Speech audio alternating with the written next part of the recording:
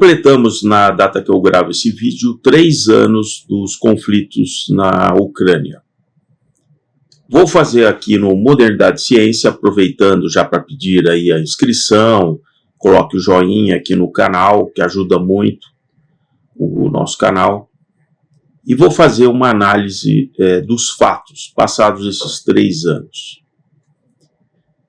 Antes mesmo do ocorrido em 2022, a Rússia vinha alertando o desconforto com relação à Europa e os Estados Unidos de convidarem países na borda ali da fronteira com a Rússia para integrarem a OTAN, sem uma necessidade efetiva.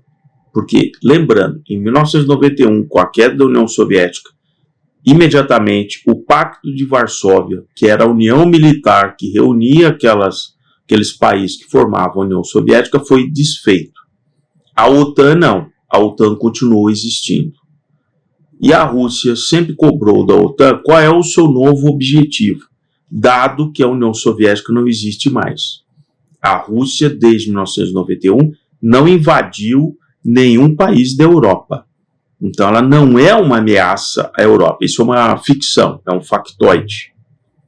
Ela resolveu problemas internos, como por exemplo na Chechênia, com todo um levante ali no final dos anos 90, mas nunca atacou um país da Europa. No entanto, a OTAN foi mudando os seus estatutos e foi cercando a Rússia, o que para um russo que já está calejado há 1000 anos de como que a coisa funciona, ele já ficou esperto. Em 2008, o Obama falou aquela magnânima besteira de que a Rússia era apenas uma potência regional, e foi ali no momento em que ele convidou a Ucrânia para se juntar à OTAN, sem nenhuma necessidade, Os laços ucranianos e russos são milenares, então assim, não havia a menor necessidade.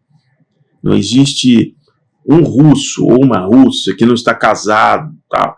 O passaporte russo é dado para quem é filho de russo e russa em qualquer lugar do mundo, inclusive na Crimeia. Por isso que na Crimeia, a partir dessa coisa, né, de tentar atrair a Ucrânia para a esfera europeia, a Crimeia, que não quer ser ucraniana, majoritariamente cidadãos russos, realmente lutou pela a sua independência, a sua separação. Então, a partir de 2013, com todo o dinheiro que os Estados Unidos colocaram para instabilizar o governo ucraniano, a Victoria Nuland diz isso publicamente, que gastaram 5 bilhões de dólares para instabilizar o governo pró-Rússia, e deu no que deu. A Rússia, evidentemente, não ficou parada e ela começou realmente a financiar movimentos separatistas em Donbas e Luhansk, as regiões ao leste, onde a majoritária população tem passaporte russo. Inclusive o líder dessa região tem um assento na Duma. Como cidadão russo, ele foi eleito para ser um representante na Duma. Fizeram um plebiscito e decidiram se unir à Federação Russa. Isso tudo a mídia canalha ocidental, ela passa um pano sobre isso.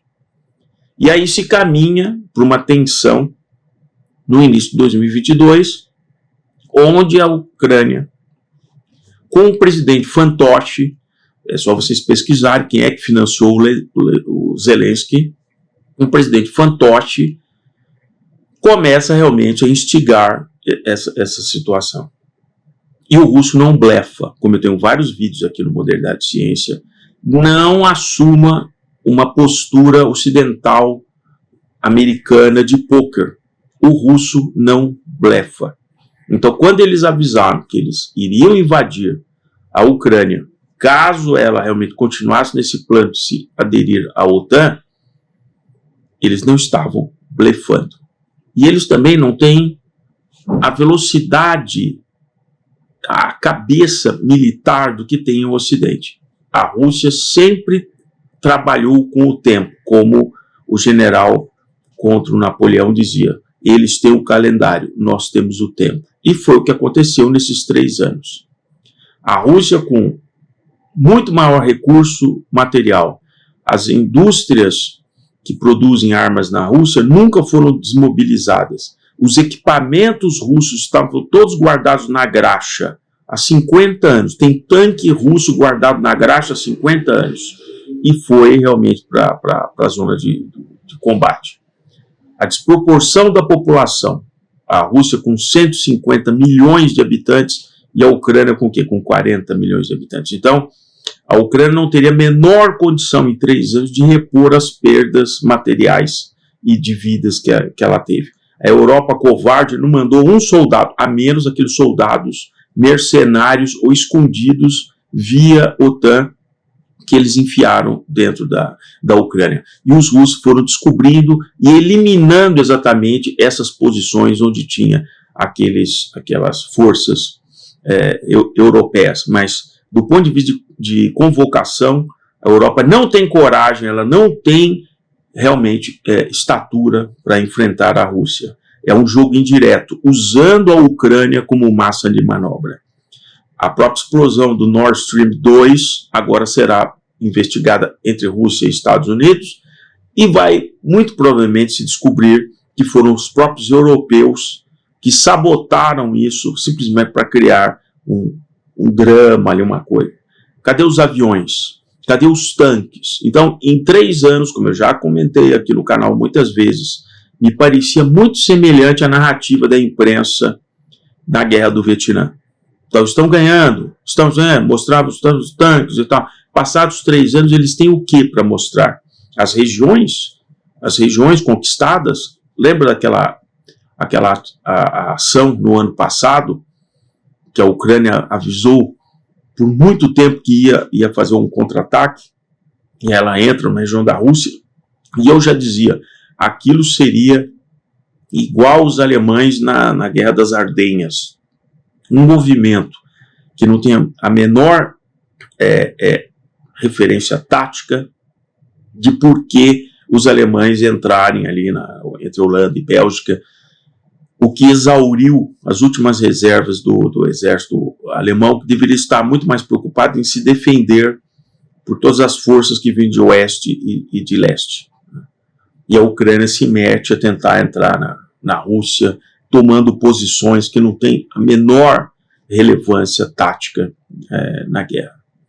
Então, o que temos agora, depois de 3 anos, é realmente a Rússia discutindo diretamente com os Estados Unidos de como será o próximo cenário pós o encerramento, uma vez que os Estados Unidos vai cortar grande parte do dinheiro que muitas vezes foi desviado. Os mísseis Javelin, já se sabe que muitos deles foram desviados. Vai aparecer míssil Javelin em algum lugar do mundo atacando posições, tal. Vocês vão ver isso nos próximos anos.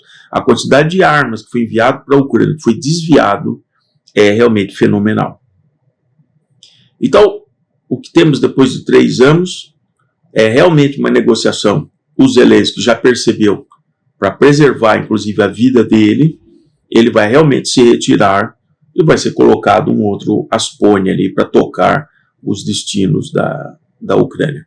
O saldo final é realmente a perda de 20% do território, e a Europa, se é que ela vai querer realmente colocar dinheiro para a reconstrução de toda aquela parte oeste da Ucrânia. Aí nós vamos ver realmente aí se há um interesse, depois da guerra terminada e o acordo feito, se a Europa vai ter essa boa vontade, ou se era ali da União Europeia só fazendo aquelas bravatas da Ursula von der Leyen, o pessoal, o representante da OTAN e tal, falando aquelas bravatas todas.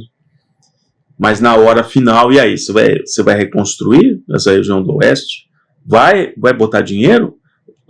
Vai tirar do contribuinte europeu para reconstruir a Ucrânia ou não? Uma vez que a situação já está agora resolvida.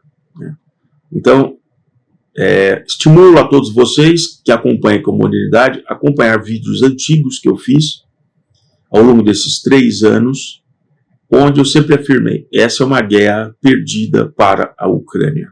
Não é possível, a menos que a Europa fofa fosse colocar todos os seus exércitos cara a cara para enfrentar a Rússia, que não seria no cenário só ali na Ucrânia. Então, Suécia teria que mandar os seus soldados, Finlândia teria que mandar os seus soldados. E aí sim a gente veria um conflito total, e não simplesmente o mundo das narrativas, das bravatas, de que a mídia foi construindo uma vitória da Ucrânia que era impossível. Mais uma vez, obrigado se você acompanhou esse vídeo até esse ponto. Se inscreva aqui no Modernidade, acione o sininho, coloque o joinha, que é muito importante aqui para o canal.